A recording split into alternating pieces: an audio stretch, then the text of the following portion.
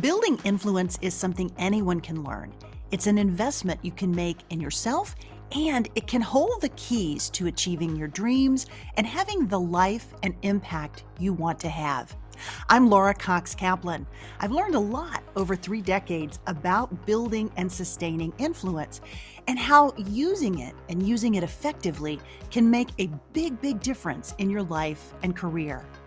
Here on She Said podcast, we're digging into the different dimensions that help us build and sustain influence. If you thought being an influencer was just for social media, think again. Whether you're starting a business, raising money for a cause, negotiating a promotion, running your household, or trying to connect with those who don't share your views, understanding and using the different dimensions of influence will increase your chances of success, whatever your goals may be. Listening to She Said podcast is a smart, efficient investment you can make in you. I'm really glad you're here, and I'm excited we're on this journey together. Hey friend, welcome to She Said podcast, and happy almost Thanksgiving. I am releasing this episode a few days before the holiday. And if you're anything like me, you're probably already on overdrive. So I want to keep this week's episode short, but also want to give you something that I hope will be uplifting, helpful, and that you can listen to as you quickly run your errands. Today's episode is focused on a few things that I think can be especially helpful for managing holiday stress, but also, and maybe most importantly, for actually helping you pull yourself back up when it all gets to be too much. Speaking personally, I often feel a tremendous amount of pressure to make the holidays idyllic and magical. Much of this pressure, although not all of it, is self-imposed. And if you're anything like me, you probably also put a tremendous amount of pressure on yourself. On an intellectual level, I know this, and you do too, but it can be really difficult when we are caught up in the moment and everywhere you look are perfect Christmas trees and holiday decorations and endless emails to buy this and use this discount code and on and on and on. Am I right? It reminds me of last week's conversation with comedian turned entrepreneur and author Kareth Foster. Our conversation focused on, at least in part, on perfection. If you missed that, it's a 2-part episode, episodes 218 and 219. It's really good, so please be sure to go back and listen to that. We might not be able to fully eliminate the stress of the overflowing checklist of things to do before the holiday and the year end, but there are some things that I find can be really helpful. And those are the things I want to share with you today. And they're things that also tie into a couple of the most important dimensions for building and sustaining influence. Now, back in episode 215, I outlined 3 areas that I believe are the most important dimensions for building and sustaining influence. While I've been thinking about and focusing on influence in one way or another for my entire career, it was really going back and listening to so many guests and literally hundreds of hours of audio, and also listening to your feedback, that I saw these 3 areas even more clearly.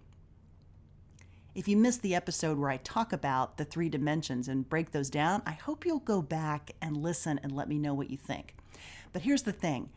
These areas aren't just about influence exclusively.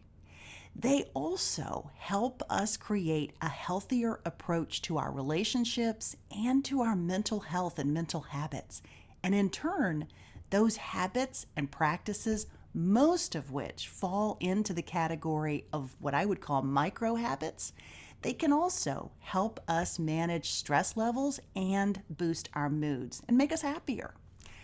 The first of the 3 dimensions for building influence relates to story, and specifically the way we edit and curate the stories that we craft about ourselves and that we tell ourselves about who we are and our value. When I talk about reframing our stories, I sometimes worry that it might sound like I'm suggesting we lie or gloss over important details.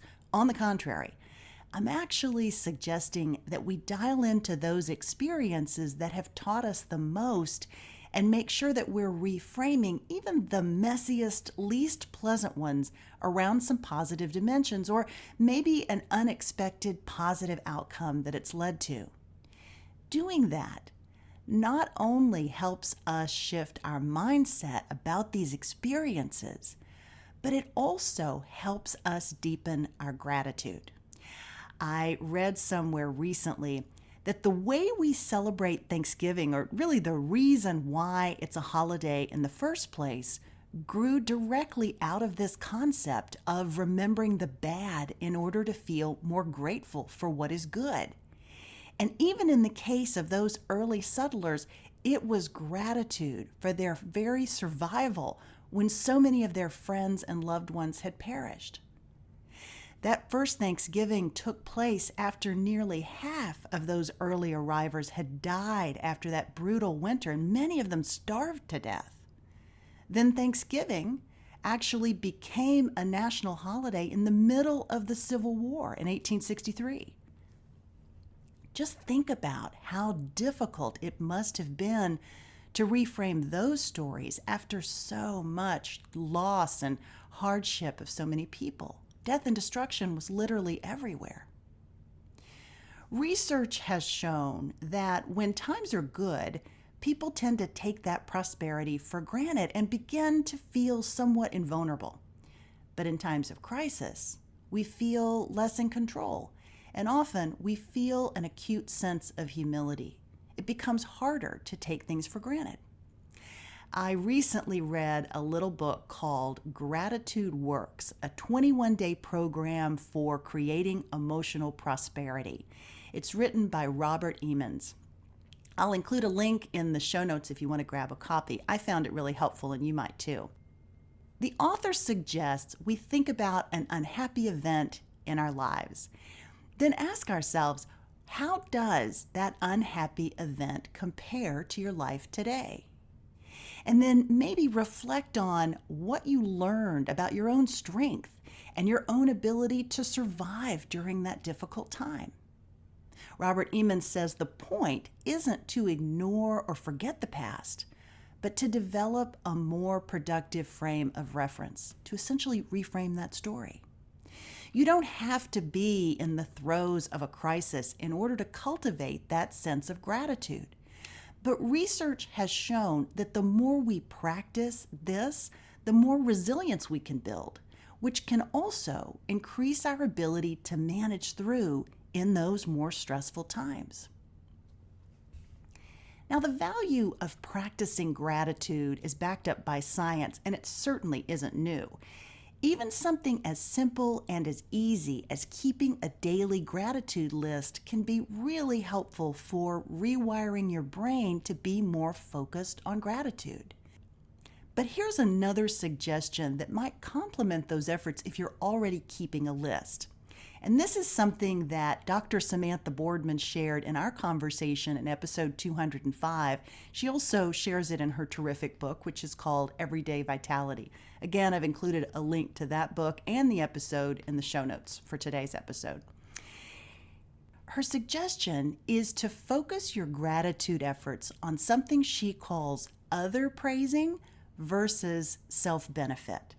Now, self-benefit is essentially being grateful for something someone has done for you and how it makes you feel, and that's great.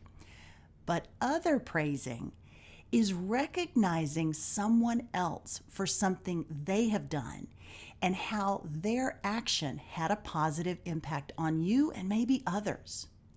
It becomes less about you and more about them. An easy way to think about this is to make your gratitude an expression as well as an action. Essentially, make it a verb. Mark Twain once famously said, "I can live for 2 months on a good compliment," and for good reason.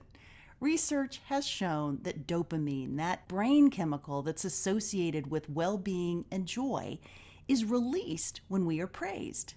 When that happens, it creates a physiological desire to recreate that feeling. In the simplest of terms, that is why praising someone tends to cement good behavior.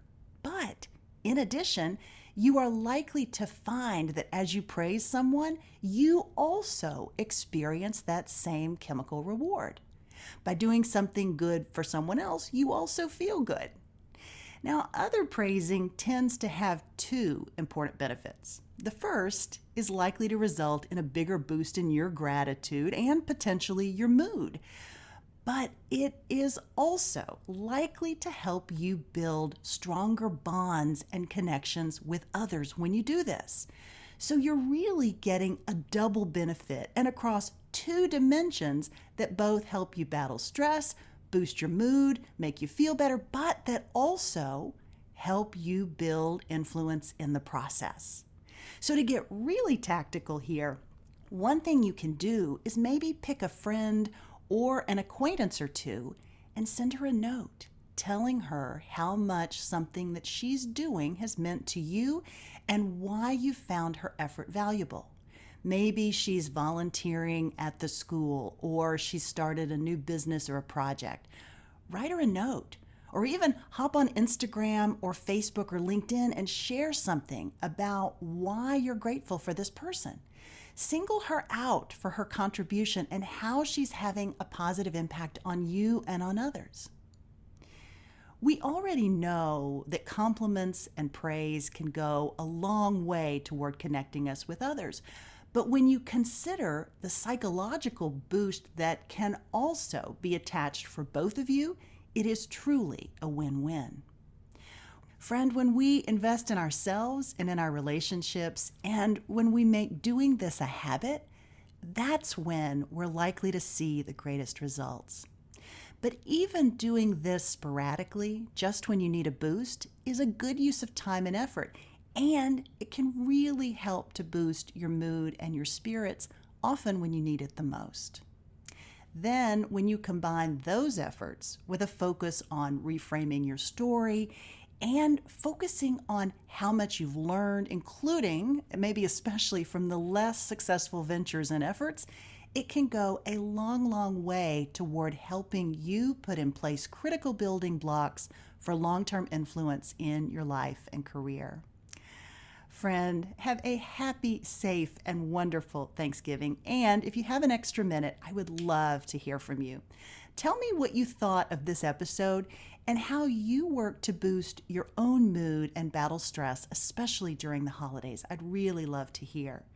I am truly, truly grateful for you, not just at Thanksgiving, but all year long, and for the investment that you are making in yourself and others. And I also love hearing from you, so please keep that important, thoughtful feedback coming.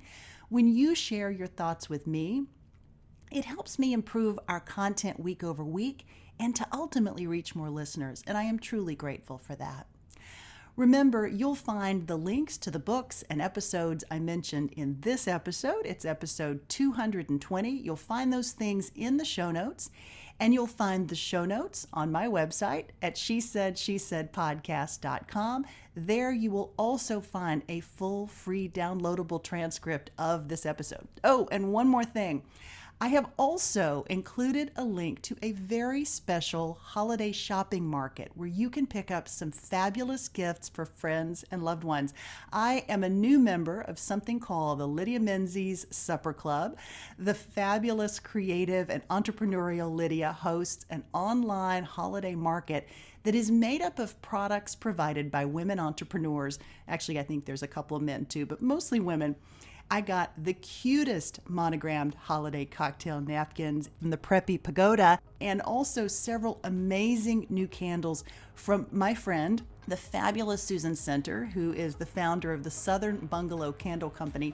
I actually met these fabulous ladies through the Southern Cootery, where She Said Media and Podcast will be the official podcast sponsor again for the Southern Sea Summit that's coming up on January 31st, 2023. It's not too late to sign up for that, so be sure you check that out as well.